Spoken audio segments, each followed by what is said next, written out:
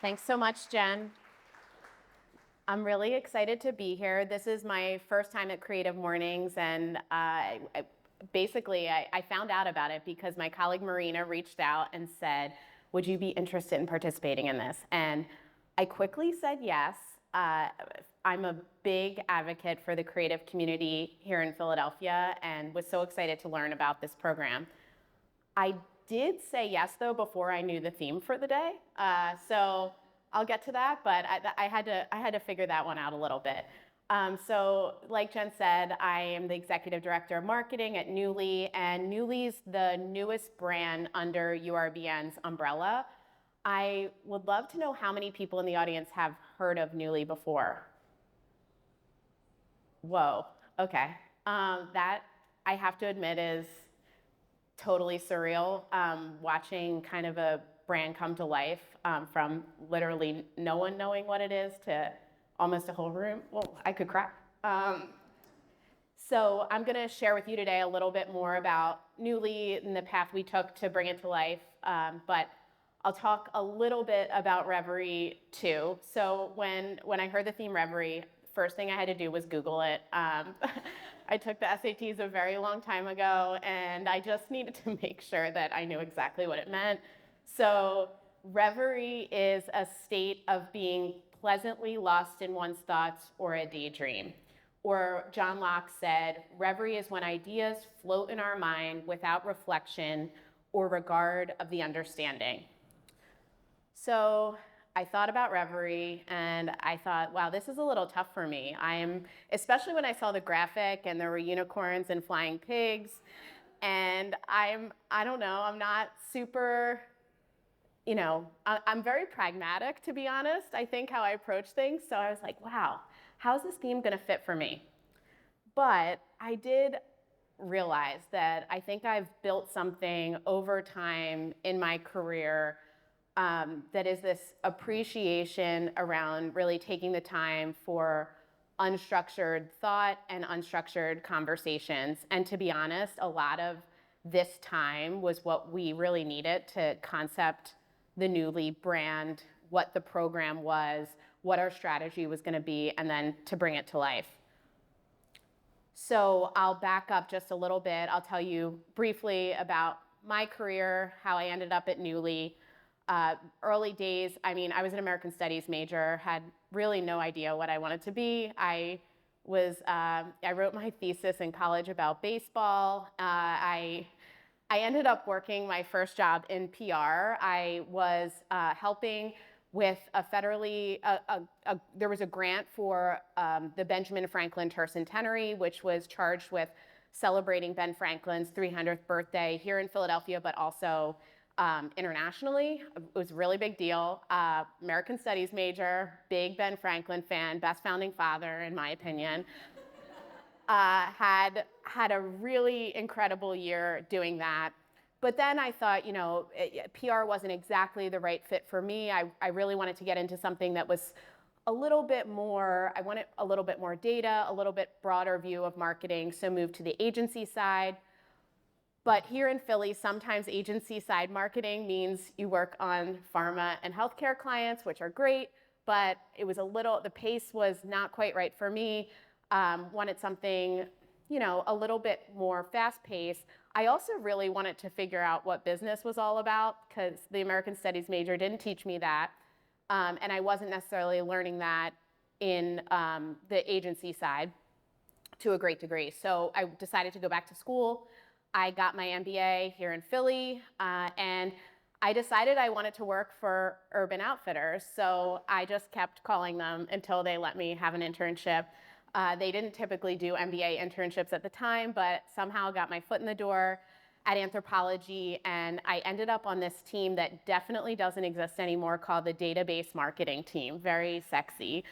I don't think that team exists anywhere, but it was a great learning experience. Got a lot of good data skills under my belt, but also really got to learn the marketing space. While at Anthropologie, I was there for several years, and as a marketer, I did struggle a bit to like figure out my footing. There was always questions. Are you data driven? Are you a data driven marketer, or are you an intuitive marketer? And I didn't know what I was. I love data, and I'm really curious about information and digging into it and learning more. But instead of using that as like a single point to solve a problem, I like to use it to further hone my intuition. I think you need intuition as a marketer. So I had a great experience in Anthro, but at some point I was ready for something new. So I moved to a different building here on campus. There was a new team that was starting across URBN. It was called the digital team. So I moved over. The team was like the team was pretty structured in that there were product managers and user experience designers and engineers, but my role was very unstructured. I was a strategist, and my boss, who's still my boss now, Dave, said, why don't you just look into new business models in retail in the digital space and see if any might be interesting for URBN. So that was a really fun job. The first thing, I should give a little context. So this was like 2017. So Stitch Fix is getting really big at the time. Birchbox, everyone has a Birchbox, and like there's all these little beauty Ipsy and all these makeup boxes.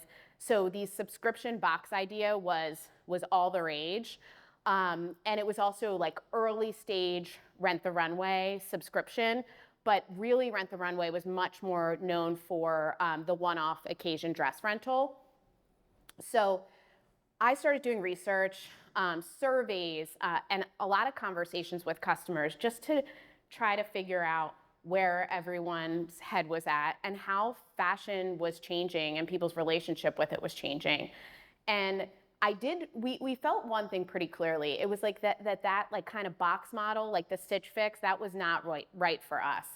It was an interesting model, but really geared towards a very convenience-driven customer. So somebody, in that model, somebody else is picking out the clothes, you're getting them sent, you can pick what you want and buy it, send the rest back. The customer that we know well here at URBN across all our brands, she likes to shop. So that's part of the fun, and the autonomy in the process, I think, is really critical. So luckily, we realized that pretty early on.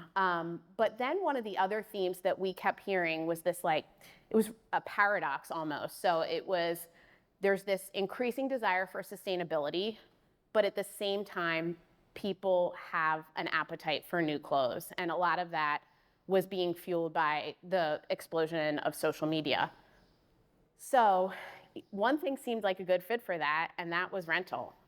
So new clothes, but a circular business model. So we started to talk more about this, and we had really good agreement that this was a great concept for URBN, but that was only, that's like such a small piece of the puzzle. It actually takes a lot to flush out how exactly are you going to do this. And I was working with a lot of people that didn't have a lot of time to, sit down and have these unstructured conversations about what the possibilities could be. So we got really lucky. And when we were starting to have these conversations, a few of us were in a conference in Vegas, and we got stuck there. There was a big snowstorm on the East Coast, and a few of us got stuck in Vegas for a few extra days and just kind of spent that time just talking and dreaming about what could be next for URBN. And we spent a lot of time kind of like thinking about what's the right approach for this. So, should we build this thing ourselves? Should we partner with a company that can do the logistics for us, that can handle the tech side? Should we launch this under the Anthropologie brand? That was something that we thought about for a long time. Or should we build this as its own thing? And we were able to really kind of think through some of that. And where we landed is we should build this as a new brand. We should build it ourselves. We should own it, because rental could be huge. It's barely started. And we really felt like once people start renting their clothes, why would they ever not want to rent their clothes? It just feels like such a thing that might be a forever thing, and that we could really grow and build a market for. And we also thought, why would we launch this under a single brand? Because if anyone else comes into the market, who's going to rent from one brand when you could rent from many brands? And we thought about Netflix as the example. Like, in the digital space, aggregation is really important, and breadth of assortment matters a lot. It means you can address a much broader market.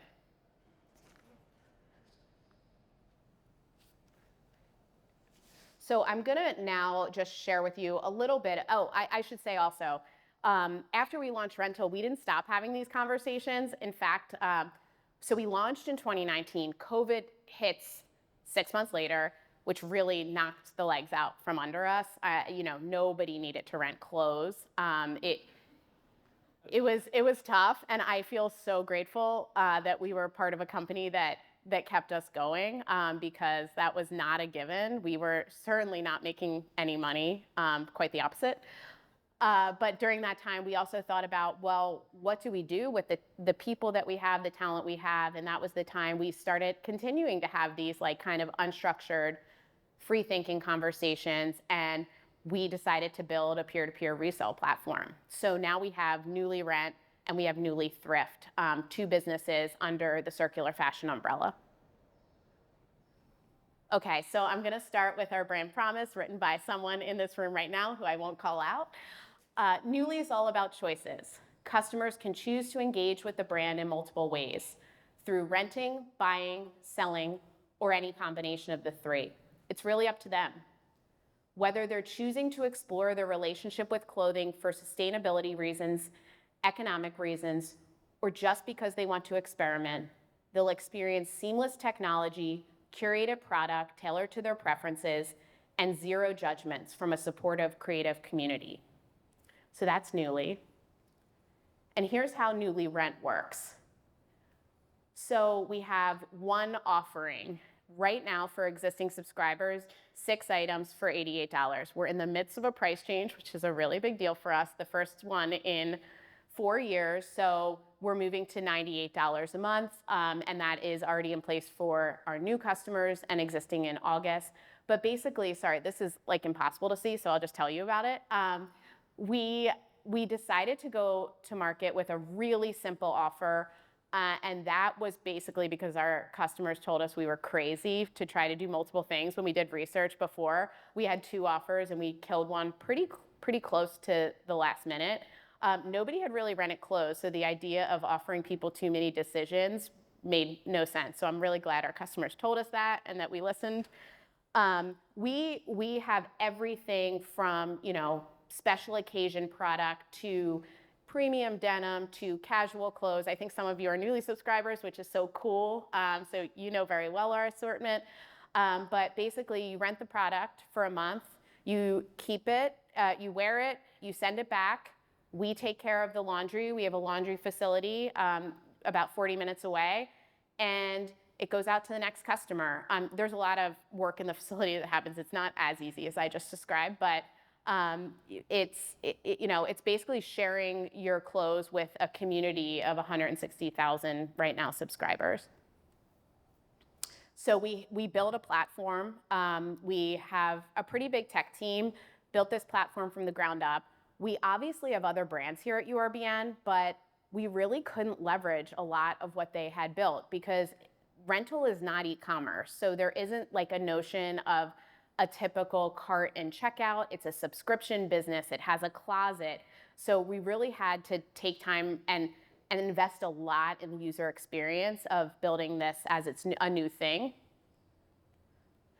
We also had to build the entire back end. So we call this our rental management system, RMS.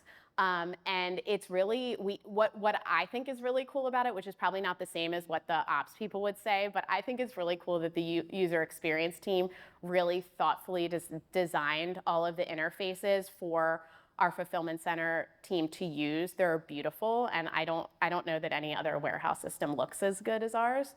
But we have a lot of different functions at our warehouse, everything from washing to inspections to repairs. So this is an example of our inspection screen. So every single garment that comes through has to be inspected. There's a 12, or this is 16 points, quick math, inspection process, where they do everything from, smell the garment to check for color bleeding, to check for stains, to check for tears. So to make sure that everything that goes out is really of the best quality possible for our customers. And like I said, we have this 310,000 square foot warehouse. It's pretty incredible to see. So many clothes, and it's grown so fast. It's in Bristol. I think we might have we're hearing rumors from some consultants we work with that we have the largest laundry facility in North America.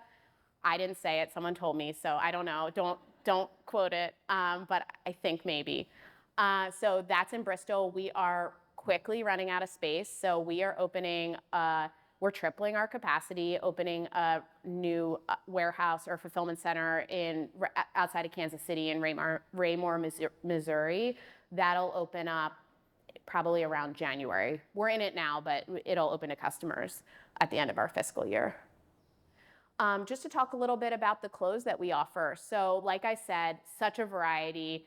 Everything from like your staple closet favorites like Madewell. Obviously our own brands are a huge part of our assortment. And honestly, one of the reasons that we've been able to make this business model very successful. We also have premium denim. We have our buyers scour Instagram for up and coming designers from all over the world. So it's a really great assortment, but also our customer is not like just brand driven. They trust our edit. They trust us to make great decisions and offer great product. And a lot of brand discovery actually happens through our platform, which is very fun. Just a fun way that we think about how we put our edit together. So we like to balance our assortment across a variety of aesthetics to make sure that we end up with something for everyone. So we have the London look, which is a little bit more preppy and classic. We have Paris, which is very romantic, probably a little bit more akin to the Anthropologie brand traditionally. We have New York, which is very cool, edgy, and a little bit more trend forward. Some of our younger customers might gravitate here. Ojai is probably the traditional free people customer, bohemian and effortless. We have the minimalist Copenhagen. So it's not to say that any customer is one of these things. Many shop across these things, but it helps us have kind of a balance in our assortment. Oh, and LA. This is kind of like the cozy casual look. And just to touch on our customers, so when we launched Nuuly, we really wanted to launch this concept to be kind of something that could be across all of our brand's customers, or kind of in the middle. So you can see that we have our core customers, 25 to 35. We certainly go above and below that, but that's kind of our key target. She's career-minded. She has a very active social schedule, cares about family, friends, travel. She definitely likes fashion. She uses it as a form of self-expression. Like I said, it's a customer that values probably shopping and finds fashion fun versus looking for something that's very convenience-driven. And she likes styling her clothes with a unique approach. So this, we're all across the country. We grew a lot in the South during the pandemic, which is why you see that bubble a little larger. I think they just didn't have as many restrictions as maybe were in other parts of the country. We expect this to change, especially as we open up our second warehouse. There will be faster delivery. We're always dealing with that. We're shipping out of here in Pennsylvania. So I think this mix will change a bit, which is exciting. And just to note where we are right now, we've grown really fast. It's been incredibly exciting, sometimes daunting, but the growth in the last year and a half has been incredible. There's been pain points, I'll be honest. So everything from making sure we have enough available product on our site to suit customers across a variety of sizes and backgrounds. That's been hard. It's hard to keep up with the growth sometimes. We have to buy ahead, and we have to buy 6 months ahead of that growth often. Also, learning our seasonality, it's not the same as retail. I don't know that we have it 100% down. I think we're a lot better than we were a year ago, but COVID really was quite hard to measure anything. And now we're learning about what our busiest times are. And what happens when we have these really busy times is that a lot of people order at the same time. Our fulfillment center kind of gets a surge, and it can be harder to get the shipments out super fast, which is what our customer expects and deserves. So we're still learning and working through these growing pains. And honestly, like what we've had to do, especially in the last probably month or two, is sit down and say, we need to keep our focus on our core experience. That's honestly why I talked much more about Nuuly Rent than Nuuly Thrift today. We have this growing business that people love. And, you know, of course, there's so many ideas, and I might get questions about them. Are you going to do Nuuly Men's? Are you going to go international? And the answer is maybe someday, but right now we have to get this experience right for our core customer. It's how we're going to continue to grow, and it's how we're going to continue to grow this market. So we've had to put a pause on some of the bells and whistles that maybe we wish we could be working on. Honestly, I shouldn't say that. I think we are all happy that we get to work on our core experience and grow our core experience. I think that's exciting for a lot of our team. But I will say it doesn't mean we've given up this like unstructured way of thinking, or that we don't have kind of freedom to explore new ideas. We still do that. We still have those moments of reverie.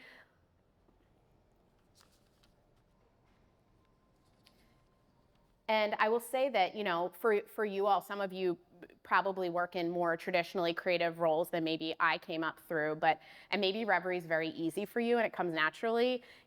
It's not for me. It's something that I kind of needed to exercise and continue to work at.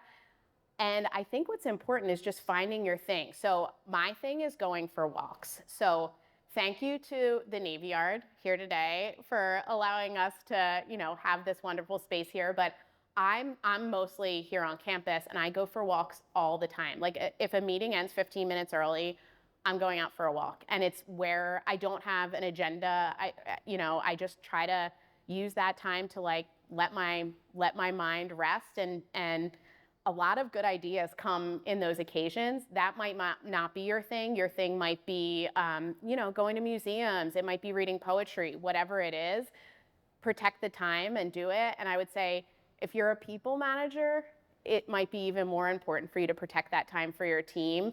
Our creative director is here today. Her team has that time. Every Wednesday afternoon, they have time to be creative and explore new creative things. And I think it's really made our creative so impactful at Nuuly. I think it's really critical. And I think in closing, I'm just going to share a really poignant, well-thought quote, which I think is a great call to action for all of us. It's from the esteemed female R&B group In Vogue, "Free Your Mind and the Rest Will Follow."